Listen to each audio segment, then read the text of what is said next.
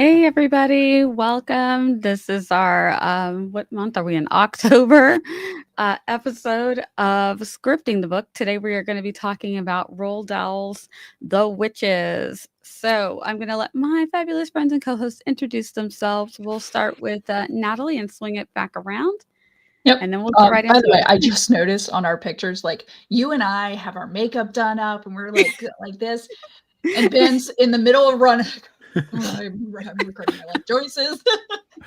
So I have to admit, it looks like a picture taken at the beginning of a race, not at the end. I don't honestly remember. That was from Yeah. a decade ago. Either way, it's perfect. It's perfect. Yeah. So yes, I'm Natalie Locke. You can find me as Writer Locke on most platforms. I am co-writer of 2 writing prompt books called 1,000 Words to Get Started and 1,000 Words to Ignite Romance, called the 1,000 Word series. And it's great because there's 1,000 words of stickers in the back. And the stickers is really what like motivated me to be like, we have to make this happen. But yeah, you can find me around. I am a constant consumer of stories. I can't say reader because my husband gets on to me, since most of my consumption of stories is through audiobooks. But with my hectic life of a full-time job, full-time mom, full-time wife, I have to be able to like clean at the same time, or I'm driving at the same time as listening to a book. There's no just sit down and only have the book. So yeah, that's me in a nutshell. Ben? Nice. Yeah, I'm Ben. Every Monday night, you can find me on YouTube at Running2Write. I also have my books behind me. There's 1, 2, and 3 of my Into the Void series. And on Running2Write, I'm doing productivity sprints. I'm almost done with my first complete editing round of my 4th novel. And then I'm just going to go right back in and start from the beginning and go all the way to the end again. But yeah, I'm steadily making progress on that. So hopefully I'll see you at 6 p.m. Eastern Monday nights. All right. And you are here on my channel. I am Nia, the Vixen of Fiction, all over the internet. I stream on Tuesday nights. We do productivity. So anything that you want to come and hang out with some friends and get things done, you can come hang out with us there. I also stream on Twitch, which I'm coming back to Twitch after a long extended summer vacation. So I'm looking forward to hanging out and getting some things done. I write stuff. I do art stuff. We have a kitty cat on the screen. So that's me. Let us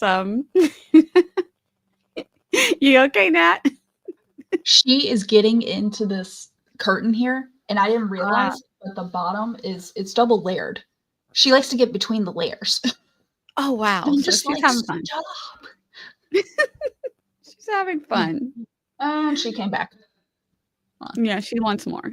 All right, let's get into it. We're going to be talking about Roald Dahl's The Witches. This is a younger middle grade book, little spooky for some, maybe. I think that the kids might like it, but let's see how we liked this one. So the witch. Oh no, that is the movie. Let's start back up the top. Drum rolling. Dislikes. Neutral. Like. I'm a neutral like. I liked it. It was Love. really good. And a like love. All right. So let's start off high. Natalie, what did we like love about Roald Dahl's book? I think it's just the time frame, the nostalgia. I mean, so to show my age blatantly, I was born in 1989. So the 1990 film, even though I was too young when it came out, it was part of my growing up because I also had a sister that was 4 years older than me. So I was exposed to a lot of things earlier. Now, being exposed to that movie, it holds a special place in my heart, but that means also the book holds a special place in my heart, even though I finally didn't read the book until I think like 2 years ago when we were originally going to do this. Mm-hmm. And that was the first time I consumed a book, and then I consumed it again this last time, and I still enjoy it. Like Roald Dahl has this, I think what it is, and he has a way with characters that where they are just like kooky and weird, but they make sense too. Like in that world, like it's like Alice in Wonderland type thing of like where the characters are just so out there, but yet they make sense for the characters to be that way. And that's kind of the thing. Though I did see a correlation a little bit where Roald Dahl, I think, has a thing about kids who eat, because there was Bruce Bogtrotter in Matilda, and then we got Jenkins. And I'm like, what's he got to get about kids with a healthy appetite? I'm just saying. Noticing a trend, but either way. That is a trend. Yeah, the book, I would leave my comments for the book. The book is writing style wise, I think it's the characters of how it doesn't take itself seriously, but yet it sticks to the physics of this world being created too. Yeah. And I'm a neutral like on this one. It's enjoyable enough. I was a little bit older kid when this one hit my radar. So I think by the time I saw this one, I was in high school as far as the movie. And I think I read the book at some point. I just happened to see it and was like, oh, that's that. And I don't even think I finished it because there's something that surprised me. So I'm like, I know it's like as I was reading it was familiar. I was old. I was too old for this book. So it's one of those ones I didn't really pay that much attention to it when it came up. I think if I had been younger, middle grade or elementary school, I probably, it seems like a book I would have read. But I knew of the book and I did see the 1990 movie maybe a year after it came out. So we'll talk about what surprised me at the end, because what sticks in my mind is the movie. But going back and actually reading it all the way through, it is a style that I think I really would have liked as a young middle schooler or later elementary school kid. The characters are always fun. The descriptions are pretty good for the age group that it's written for. It does kind of like spark that imagination. Some of them, I don't know, it's some weird things, kind of like what Nat was saying with the kid and the food. You get some, I don't know if I want to say stereotypes. It's not really stereotypes, but it's something.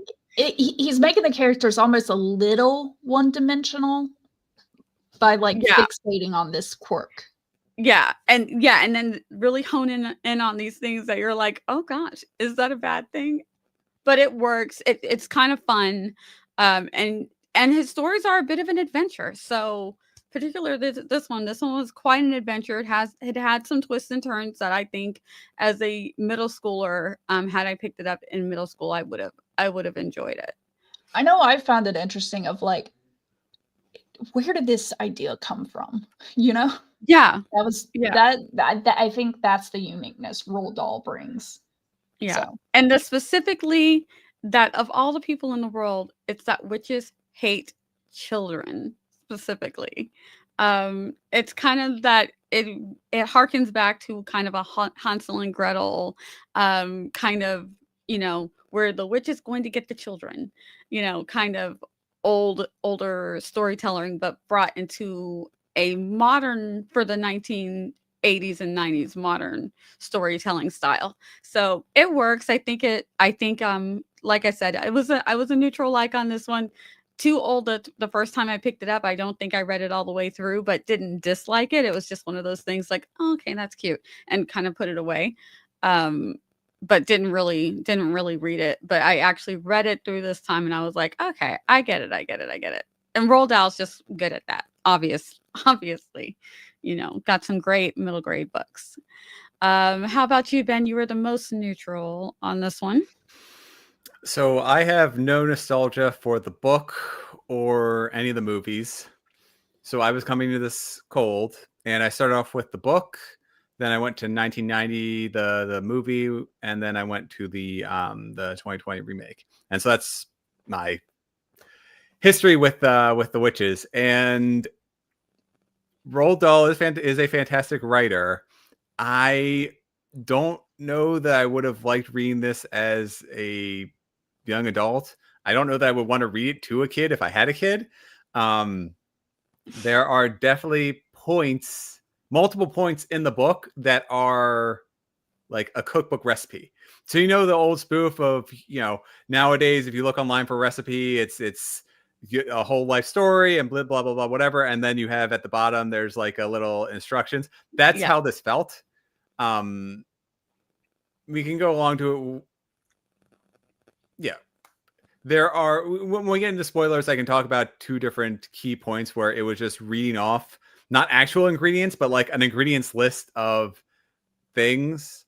And that was very off-putting because I had this in as an audiobook, and it was basically like an entire chapter of the audiobook was just dedicated to this reading of a list. And like there's a little bit of going back and forth of, you know, questioning and whatnot, but for the most part it's just a laundry list of things. And I did enjoy when the story went off the rails, but then it sort of comes back and everything was a little bit too nicely put together, and then the ending is kind of interesting choices were made.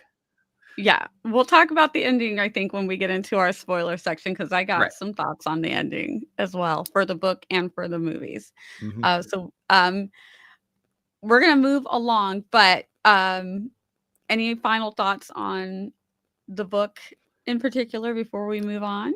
I think the book is appropriate for a child that is able to read chapter books. It's I think it does a very good job of explaining things, and it does touch on serious issues, such as the very beginning of how the boy ended up with his grandmother.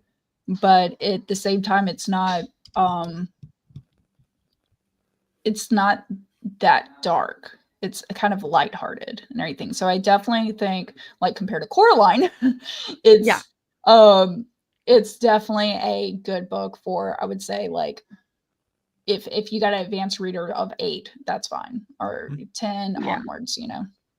I agree. That doesn't mind a little creepy, like Nat said. Coraline, I thought was scarier. This had some creepy elements, and it does have the serious. Not only at the beginning, it does it again at the end a little bit. So we'll get into that, and when we get to the spoilers. So if you don't want any spoilers, and this is where you stop watching.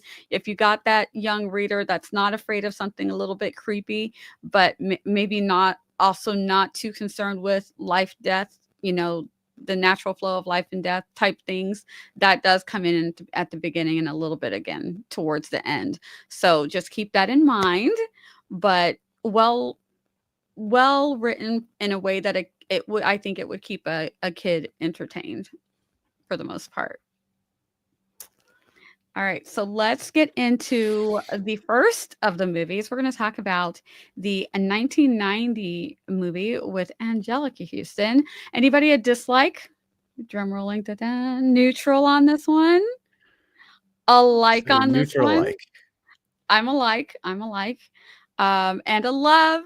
Like to love. Okay, Nat's giving us the high scores today. So Nat, why do we love it? Yeah, I just it's nostalgia, and though I will say this movie completely scared me as a kid.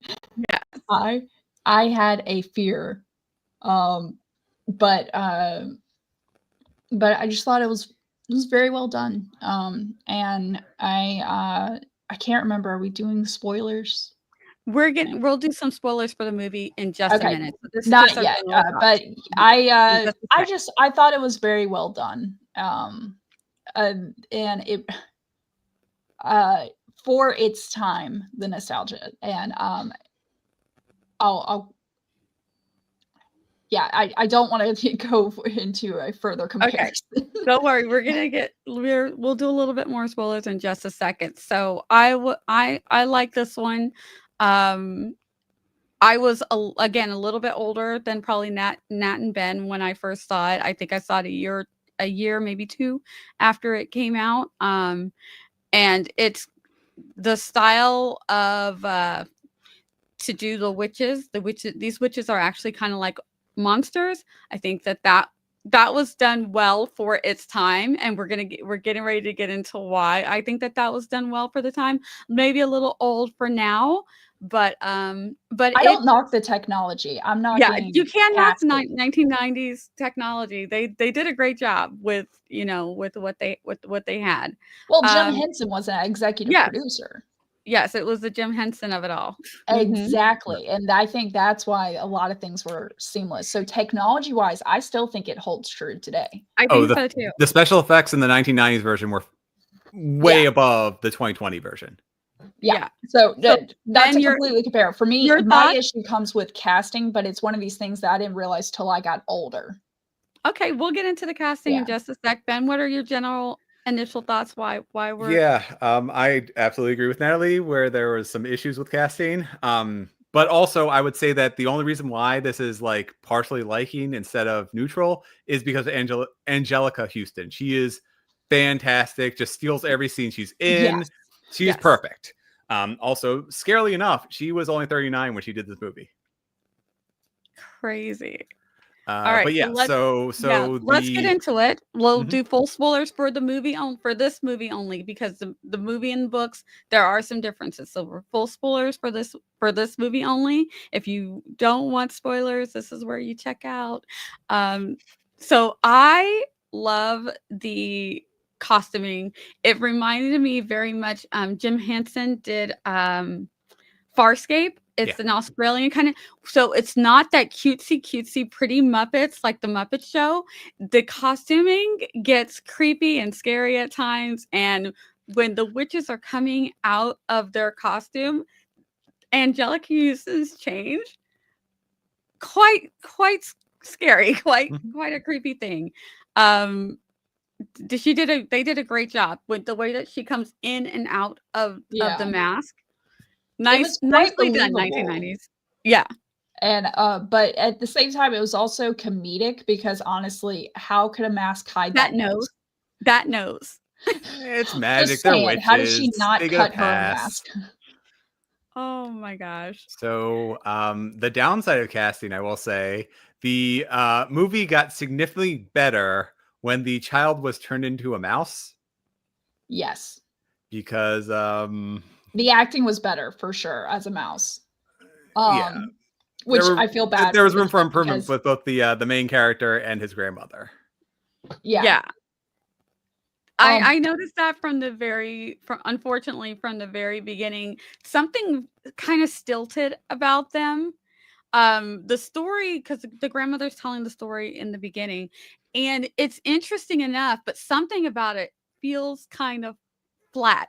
I don't even know how else to they didn't explain it. have a connection as Yeah. grandson and grandmother. Like the grandmother was doting, but I didn't feel the connection from the boy to the He didn't know how to grandmother. act either. He was like, I swear there were points where I could see him like reading lines off screen. Yes, and guys, okay, so sometimes in the 1990s, we had some good child actors, but some of these child actors, oh my gosh, I don't even know what it was, but it was something of the time. Either they had it or they didn't, but they didn't recast. Apparently, They they needed a just body thought to that, fill. yeah. So that's kind of where we're at. I do have a little bit different feeling about that when we talk about the next movie, but this one, they were not the best. The story still flowed well, Yeah, and any Angelica Houston changes was they great. made and stuff that wasn't by the book, it still made sense. Like the Yeah, movie stood well plot-wise on its own. Though I will say, um, in the book, we had more conversations of like, how long did mice live? How is yeah, this gonna work and stuff like that? Like, who's gonna take care of me and and everything. And I feel like they scapegoated that a little in They yeah, this like undid movie, it. it which There's is no surprised stakes. me. the Which question surprised was me. asked in the 1990s version, but the grandmother like skipped it. Yes. Like it didn't answer. And so it's that right there to me, it's just it put more weight on the film. However, I will say the 1990s version, the story all the way up to the end is darker than the book. Mm. Like it is scarier. It is There's the whole painting thing like That Oh was my in god, the that that was in the painting, book? but in the yeah, book but was it's also yes, but but I it's mean, something it about the way that they tapped on the oh, that painting thing, yeah. that yeah, that was creepy. Like, what are you doing to the you've already put the child in the what are you It's a painted child. It's not an actual child, but you still wanted to smudge it from the painting. Like, yeah. yeah, yeah, so there were definitely some very eerie things, that came across in the movie, scarier, I think, than what they were Yeah, in the book. it definitely was scarier, and less comical and stuff. Like the entire, I will say, like cinematography wise, was great. When we see Bruno turn into a mouse, we're seeing it from like the outside, but when Luke turns into a mouse, we're turning into a mouse too Yeah. and stuff. And that kind of like psychedelic moment was weird. And especially when I got a vibe of Quantum Leap because his skin, like there was like a blue tinge or something that would make him Yeah. when That he was was funny looking. growing and stuff. And I was like, it's Quantum Leap. Dr. Yeah. Becker is jumping in somewhere Yeah. is what I was thinking immediately. But so I still think it holds true. The mice, the animatronic mice were great. They incorporated with real mice and got pretty close. I mean, it's fine. You only noticed how limited the puppet mice were when it's trying to grab the bottle. And Yeah. I'm like, those, like the hands are like this. It's like when you have Barbie, when you're playing Barbies and you're having it pick up something.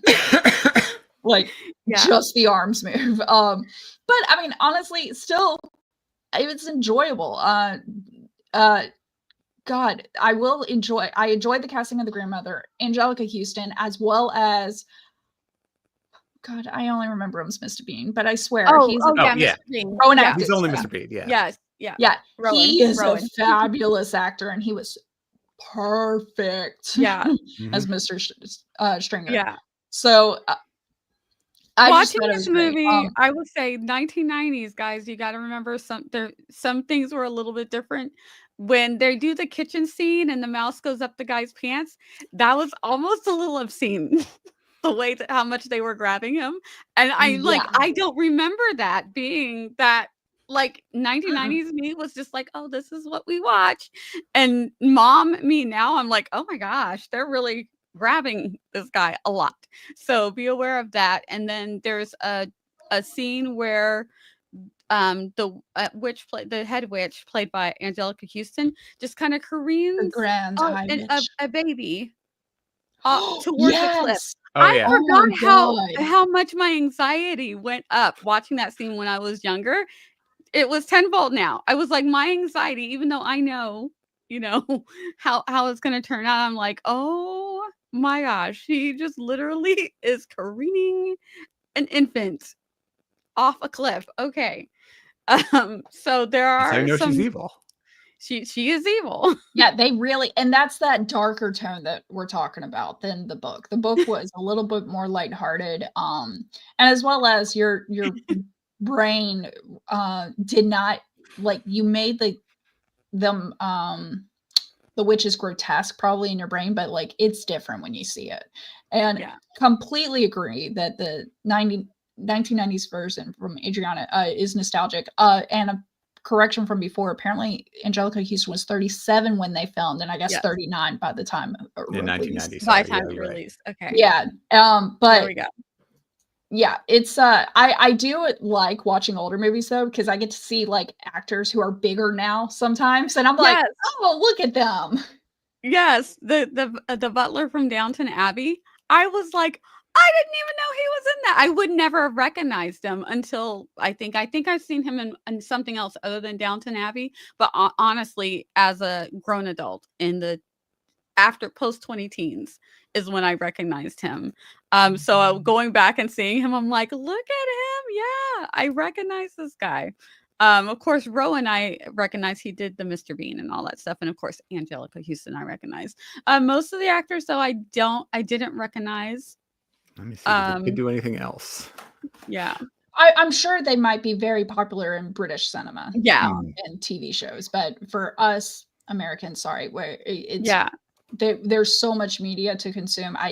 Branching out to other cultures, nations is a little difficult and quite possibly overwhelming. Though I will say I have watched all of Downton Abbey, and I've watched the British Office, and I've expanded myself. Top Gear and stuff. I'm just trying to name stuff to show that I am cultured. I promise. Oh yeah. Okay. Let's get into the 2020 movie. We'll discuss the 2020 movie only. Spoilers for the 2020 movie for those who want to watch it in segments, and then we'll get into full spoilers. We'll talk about all of the things, all of the changes, and all that good stuff. So drum rolling. Anybody dislike this one? All right. Dislike from Ben. Neutral. Like. Love. I'm a like love. Okay. So I guess let's start high. Natalie, what do we like love about it? And then we'll let Ben crush us. I'm neutral like. Oh, neutral like. Okay. Neutral like. So you're like love. Let's start with you then. Start high and go low. This was fun for me. What I loved about it, it's I'm a like love, but I really liked it because there are things that I didn't like, so I can't be a love for me. Chris Rock's narration, not my favorite for narration. That was one. There was something else that really just kept it from me from loving it, but I liked the connection with the what I loved was the grandson. I'm sorry. He looked so sad. Like I believed him. And I think after watching, because I watched the 1990 first, and then because I hadn't seen the stark difference between the child acting, I'm like, what a difference like 30 years makes. The bar was set so low. It really was. So I think that just perked it up. I was like, oh, this is so much better. This kid looked really sad. I believed him. When he's sitting on that little bench and his head is down after we lose the parents, I'm like, I believe him. There are things that I think, because I fully read the book after, there were things that I thought that this movie did better than the older movie. There were things that I didn't like, and I think that we'll touch on that when we do the behind the scenes, but there was some unnecessary changing of the witch's hands that wasn't necessary. So there were things that kept it from being a love, but watched this one with the family and everybody thought it was super cute. And if you can get a movie where guys, girls, everybody kind of like watches it and nobody's like yawning or getting up to leave, then I think that that's a strong like in that direction. I didn't mind any of the animation. I on this sense, because of the work I think that I know goes into costuming, I think I have an appreciation for the 1990 costuming better, because it's so much harder to wear costumes and to put the costumes together than what we had here. And there's some story flow things that I think the story flowed a little bit better to me in the 2020. And though there's no nostalgic, the fact that I was watching this with the family and everybody seemed to be enjoying it, that always kind of like boosts things up. So we'll see if I ever watch it. It's like watching a comedy show. If no one's laughing, you don't want to laugh. Yeah, then you're like, oh, it wasn't that funny. But everybody's sitting there, everybody's kicking or oh my goodness at some of the things. There were things that were left out, but I didn't feel like that. Yeah, I didn't feel like I was missing anything. All right, Ben, shred us. Okay, so where the 1990s version was raised. One more positive. Octavia Spencer, great. My husband first. Yes. Fantastic. My husband said she's, after we watched this, my husband's like, I think she's one of my favorite actors because we watched so many things that she kills it in.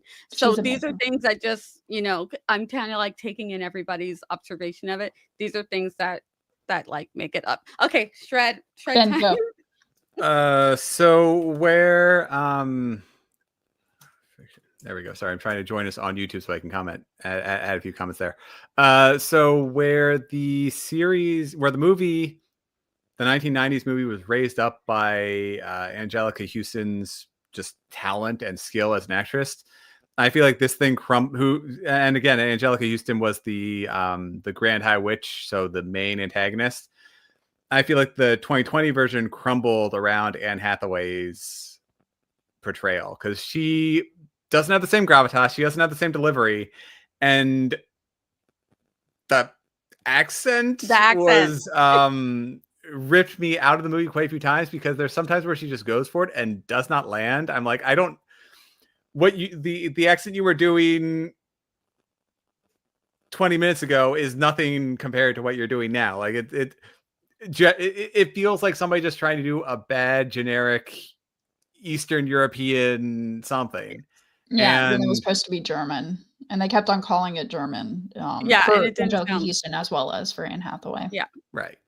Yeah, I saved that one for you, Ben, because that's one of the other things that kept it.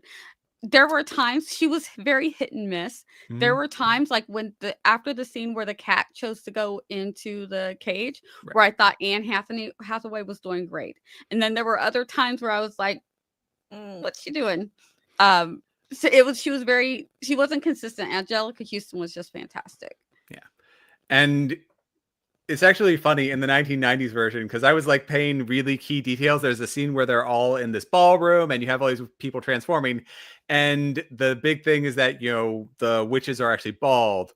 But I was watching with my wife and we were having a fun time laughing at this because there were blatantly just men in the audience who were playing the witches because they didn't want somebody to wear a bald cap or whatever. So you just have like these women these actresses who are, ripping off their wigs and doing all this other stuff. And then you like right next to them, you'll just have this big burly person who's trying to act like a woman. It was funny there. But in terms of the 2020 version, those special effects, like it was quirky and it was fun in the 1990s version, but all that they do in the 2020 version is basically make them like snakes, where they have this like extension of their jaws that comes back, and like it's CGI galore, but there isn't really anything. There's no substance to it, and it was kind of cool how Anne Hathaway's dress had like a snake on the bottom, and so as she was walking, would like rattle its tail, and then the snake comes all the way around, and so there would be like a little snake around her neck, and it would do a little thing. But that wasn't really captivating. It wasn't interesting. It didn't say anything. So I felt like the 2020 version was just a watered down version of the 1990s. Yeah. And then, of course, the ending is more book accurate, which I don't necessarily like. And we can get into that with spoilers. Yeah. But are you guys ready to get into full spoilers? So we can. I'm gonna make my comments. Y'all skipped over me. Oh, yeah. Go now. I'm having middle child syndrome now.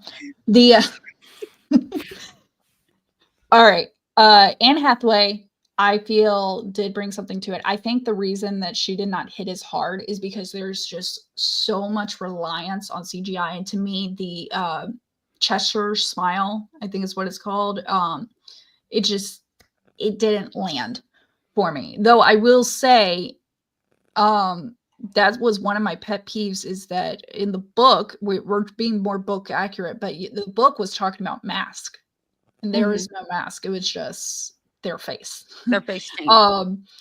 As well as that splitting, it wasn't as seamless. And it also really, really annoyed me that she had these like singular talons on her feet, and I'm like, witches don't have toes. Yeah. Now the claws,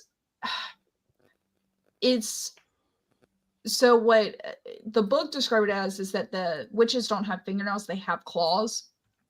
And so that was kind of conveyed in the 1990s, because in the 1990s, it was actually a full transformation where their teeth got messed up, their wig was off, their hands were very gruesome with claws and such, like almost like thick and pointed, like it was overly calloused. And whereas the new one, it was claws as in the three things, like they were doing this, and in the making of, by the way, they have like gray and blue covers over these middle fingers. Yeah. and to do the claws, which I found interesting. Then, but the audience, oh, and that was another thing that kind of annoyed me, and I don't know why, but the audience was smaller in the 2020 version than in the 1990 version. Actors cost money. Yeah, I guess so. They could have been a budget and everything, or now it came out. Okay, sorry, my daughter wants me to pick her up from her friend's house. I was like, I told you when I'm done with my live stream, I will. But it was smaller. Though I did enjoy the outfits just as much as I did for the 1990, because that black dress with the purple underneath, like that becomes part of the skirt. It's just, I love that in Angelica Houston. But then also not the main dress with the snake going around, but like some of the other outfits of Anne Hathaway, I thought was fabulous. And I will say, I got more of a Roald Dahl feel during the transformation to the mice in the 2020 version of this, like, almost comedic situation versus the 1990 version, where it was actually kind of creepy, weird, scary. Like 90s, 80s, 90s kidnapping kind of whole. It was a different feel. It was a different feel. Now I can go into a little behind the scenes if y'all want. Let's do full spoilers, and then we'll do our fun facts and behind the scenes. So let's do our full spoilers and the changes and that stuff. So from the way that I watched the movie, so saw the 1990s movie, then the 2020s movie, then I fully read the book. So I was very confused with the ending. Okay. Of the 1990s version? Yes, because that's the one that I knew. So I'm like, oh, we're going to get this happy ending. And not that the other endings aren't happy, but I'm like, young me would have been a little devastated. And I know that they're trying to tell us that there's nothing wrong with being a mouse, but you kind of want him to be saved. He's like saving everybody else from the witches, right? So the sadness of this is a mouse lifespan, we can die together. I was like, I don't like it. I don't like it. Also, we don't talk about Bruno. Oh, yeah.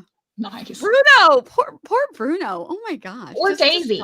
Like, where are they? Well, Daisy wasn't in the 1990s version where he got turned back into. Yeah, like, I mean, she was like, they were Daisy being another child was something in the 2020, which I thought was a great elevation of changing it up and everything, and showing that you. I thought that was cute because then she starts talking to him like, I can save him, and he's like, wait, what? Yeah. Though I actually like Kristen Chenoweth for that. Like, I thought it was beautiful to have her with that Southern she's got the right type voice of voice for it. Yeah. But it did throw me off the first time I watched it, because I'm like, this is a woman, not a child. Yeah. Saying that she's only been a mouse for 4 months and she was an orphan. Like, I was like, her voice should not be this advanced. But then, like, watching the second time, I was able to get sucked into the story. That should have been my clue that it wasn't going to have the ending that I wanted. Because I literally thought, how is Kristen going to play a child? Yeah. She's not. Surprise.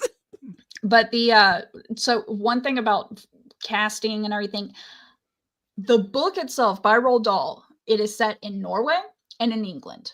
Mm-hmm. It is whitewashed. Like, and not whitewashed in the sense of it was a historically of different cultures.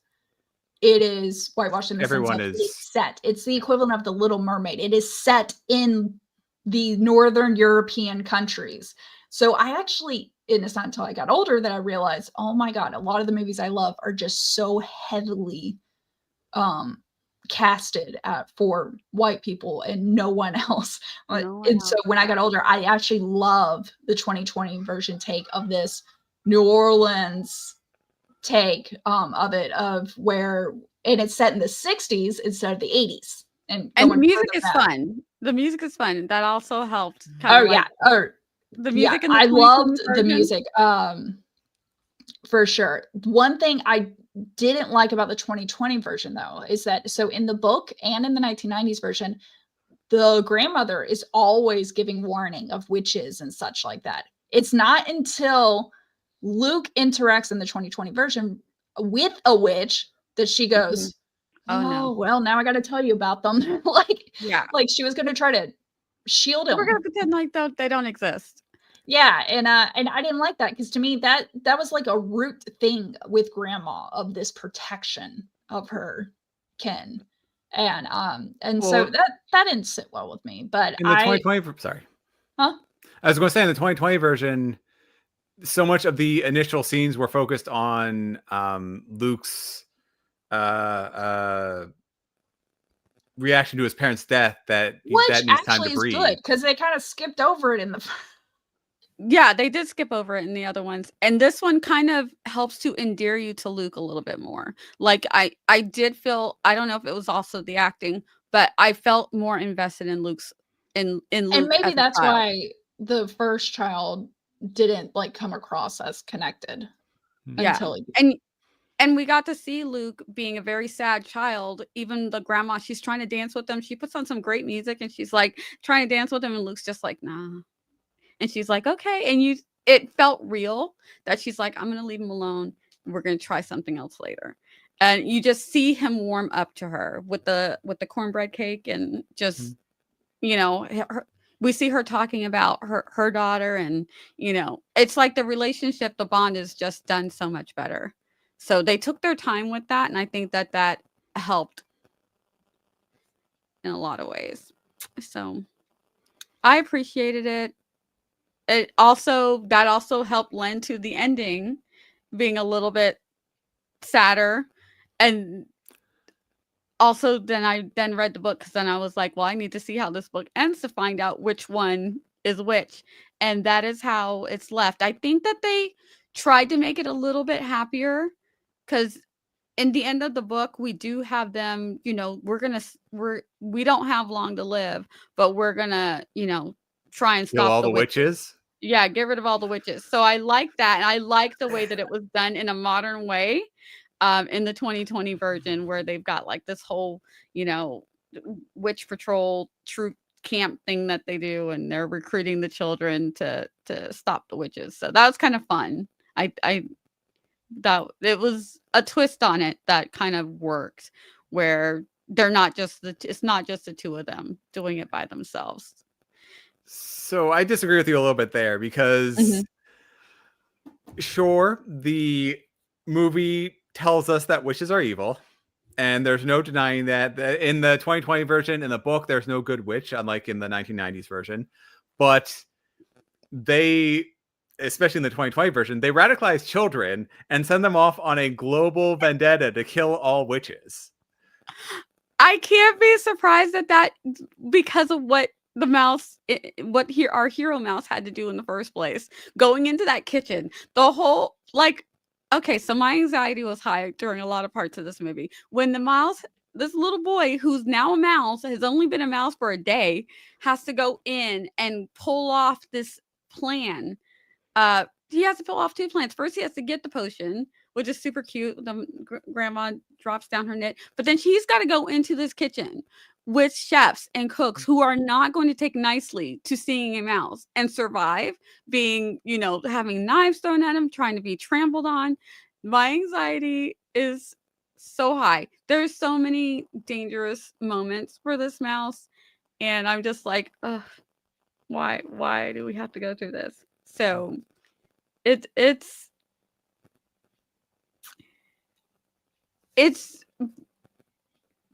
I don't know what the right word is for it, but if he can do this, then you could tell it was going to be, the fact that they have a more adventurous ending for them doesn't surprise me, because of everything that he had to go through by himself. And he's like, I can do it. Look what I did. So naturally, of course, at the end, he's going to think that we can get all the kids, and the kids can do this. It's also kind of a middle grade thing where the kids are always the heroes, and you're like, what are the adults doing? Why are we making the kids do this? So Well, I mean, you gave a hit list to a kid, and he's just going to run wild with it, and that's the ending of the movie. Yeah. Let's get into some of these changes because I happen to like the ending change. If we're going to be book accurate and go that we don't get the happy ending where there is a good witch who can change you back into a child, which is what I would want. But if we're going to have an ending that sticks to the OG, I like the idea of him just, recruiting and they become like this little team of we're recruiting people to get all the mice. So I'm kind of into it. I think I would rather have he gets turned into back into a child. That would have been my preference. I think that some of the changes worked, some of them don't as much. There was one change which is slipping my mind, but I should have wrote it down. I meant to. What do you guys think of your favorite changes or things that worked or maybe didn't work?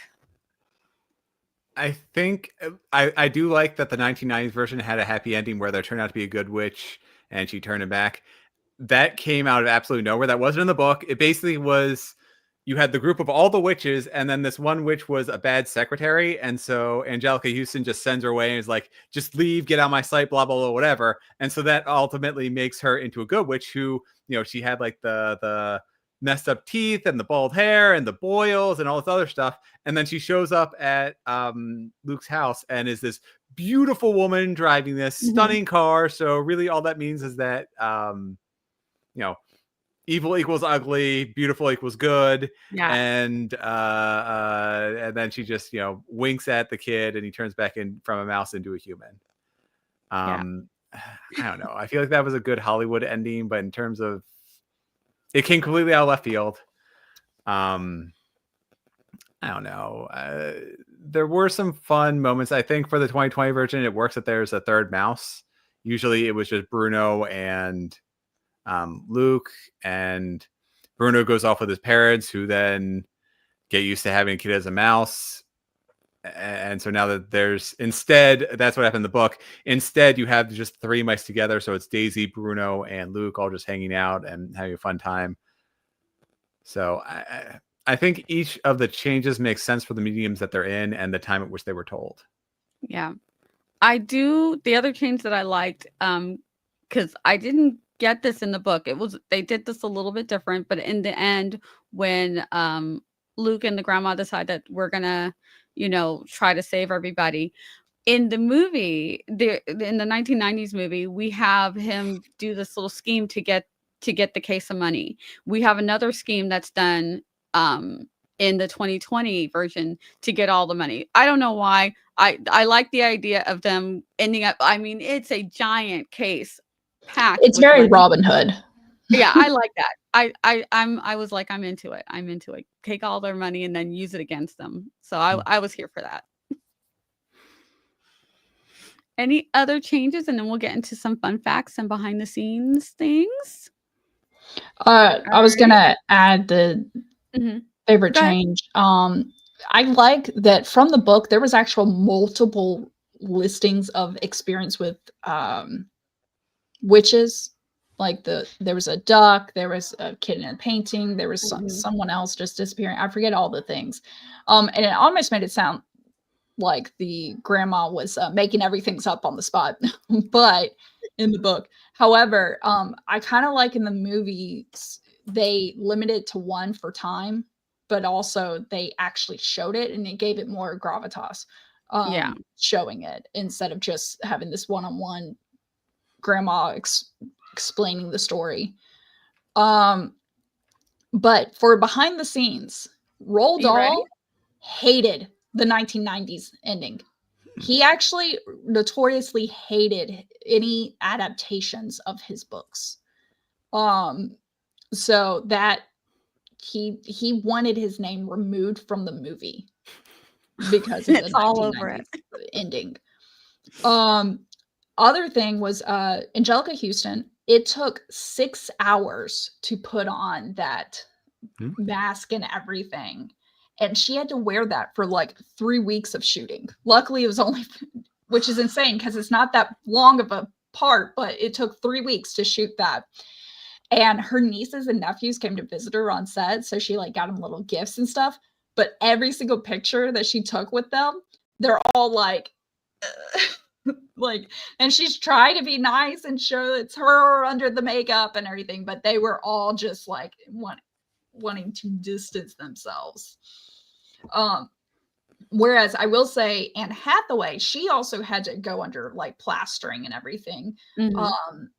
And actually redo her scenes multiple times, because to get the close-up with the jaw and everything, it was she's acting in the moment, but then later she's in like front of a white screen with like 9 cameras on her, fully lit, recreating the facial movements from the first thing so that they could modify it appropriately to include the cuts.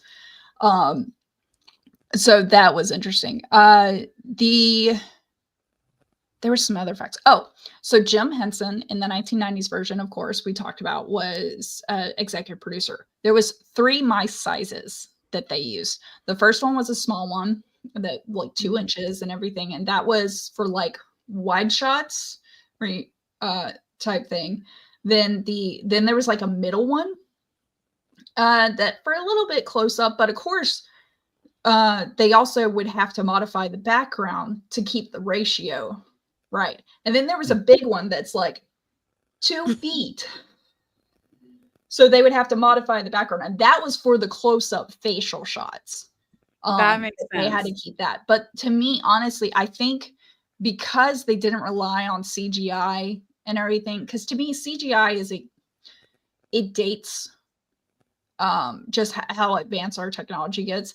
CGI ends up dating a story when it's heavily relied upon.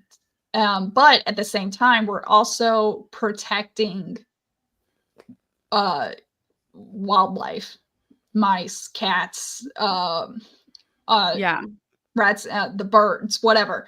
We're protecting them by choosing to go with CGI. So I can understand it, the evolution of Hollywood wanting to go to that.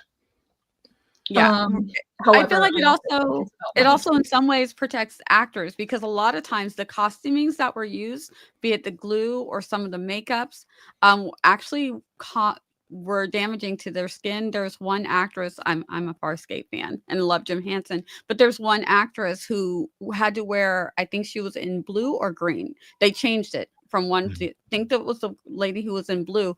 She ended up with some kidney damage or liver damage from having to wear it day after day after day for years. And you'll notice as the series goes on, her costuming changed because she started getting sick from it. So, you know, we live and we learn. So sometimes the costuming, there have been actresses where it had reactions to glue and various different things. So sometimes it's also, by not having to do too much,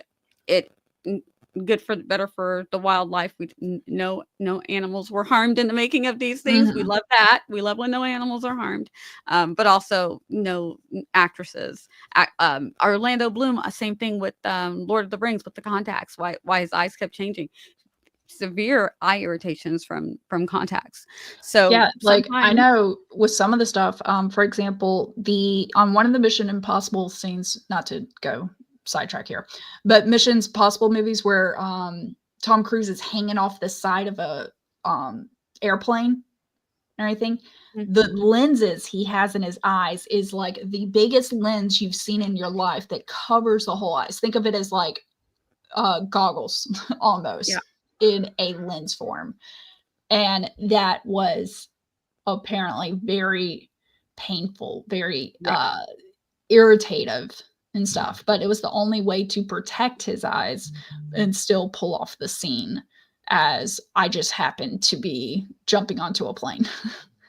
And I think this is true. I don't remember, it might have been The Wiz, or it also happened I think mercury poisoning is what he got from the original Tin Man. So I appreciate the costuming and everything that they had to go through to do that, but I can also appreciate for various reasons the advance in technology Yeah. as well. But And I the will say costuming, we man, even the scenes with just the mice in the 2020 version, we definitely got more expressive, more interaction, which I think helped us connect with the kids. yeah, Because the kid acting was good before, but it was also really good as mice too.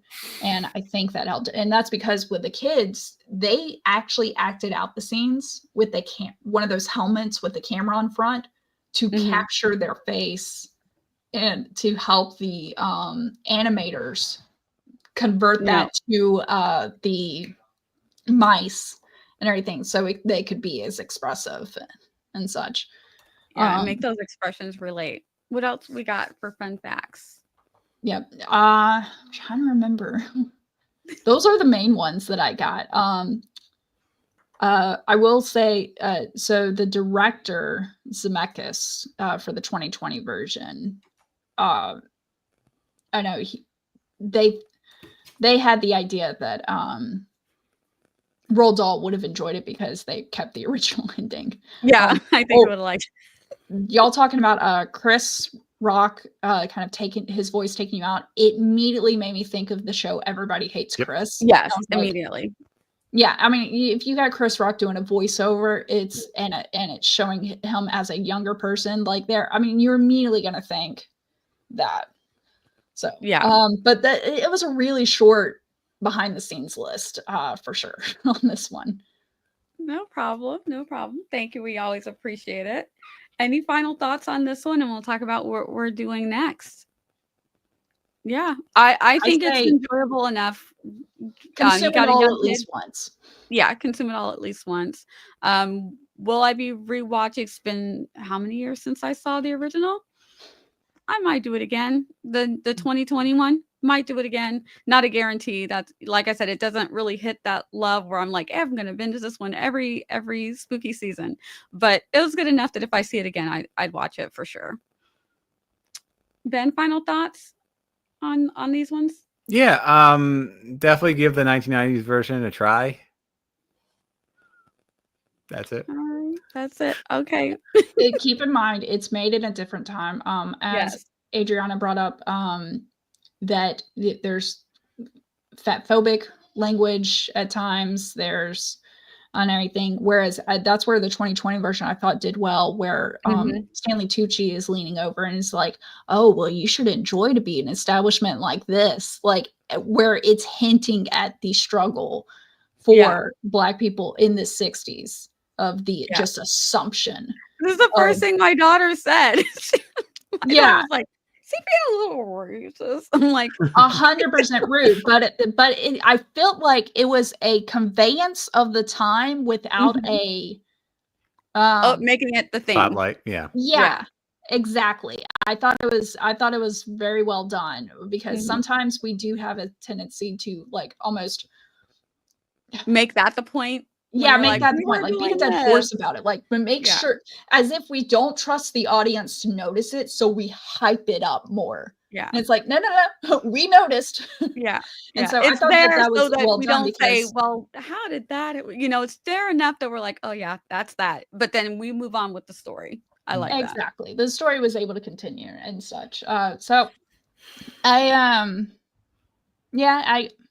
I think everything's worth at least once. I don't have any preference of book versus the movie and everything. It really just comes down to what's if you want to consume all the media or whichever one you prefer to consume first. Yeah. Yep, I agree. And if you're interested in that costuming style from the 90s and all the work that goes into that, I think that the 1990s would definitely be interesting to you in that form. I think the younger kids might appreciate the 2020 version just because it's, sometimes it's hard to go back. I get it. So, but the book was definitely worth a read. So I left up the witches. So ignore that first part. November 16th, we are going to be doing Frankenstein. The new version comes out when? November 7th on Netflix. This is oh God, which Del Toro. Guillermo. Guillermo del Toro. Thank you. Yeah. I was about to say Wes Craven. I'm like, nope, that's the Scream movies, which I've been rewatching too. But Guillermo del Toro is the director of this. So if you are familiar with any of his work, it's going to probably have the same vibe. But I just find it great that it's being redone. Of course, as always, there's plenty of Frankensteins out there. Yeah. So you can bet we're going to be watching Young Frankenstein. Yeah. Like any of the black and white ones and stuff. And then it's actually been included in shows too, like Penny Dreadful and a few other shows where there's a Frankenstein type character. Yeah. But that'll be November 16th. So you got a week from when the show comes out or the movie comes out on Netflix. You got a week to watch it before we spoil it for you. Exactly. So you got your week. And then like Nat said, we'll each be finding our favorites or least favorites to kind of like take a look at and talk about what we liked that we found out there and what we didn't like, or what we've seen in the years past that kind of stick with us. I love what Adriana said. She said, am I the only one who thinks the Frankenstein novel reads like a dad and son in trauma therapy? I mean, not exactly wrong there. But then yes, so that's Frankenstein. The December 14th, we're going to be flipping the script, as Nia put it this earlier. And I love this. So we do scripting the book, but now we're going to be flipping the script. And it's Frosty the Snowman, because Frosty started out as a song. Yes. And then became a movie. Yep. And then became a book. Yeah, they wrote a book based on the movie. They thought it was so cute. So let's go, man. Yeah, we're gonna get a little nostalgic for the holidays, and also unless someone has not like seen any of them. But I think there's no way no one's heard the song, so something will be nostalgic of it, at least. Absolutely. So that's what we've got coming up, guys. We will see you back in November with Frankenstein. So brush off your old books, and we'll get into it. It'll be a lot of fun. Yep. All right. Thank you guys so much. This is a lot of fun. Always a great time hanging out with you guys, talking about these adaptations. And we will see you next month. Bye.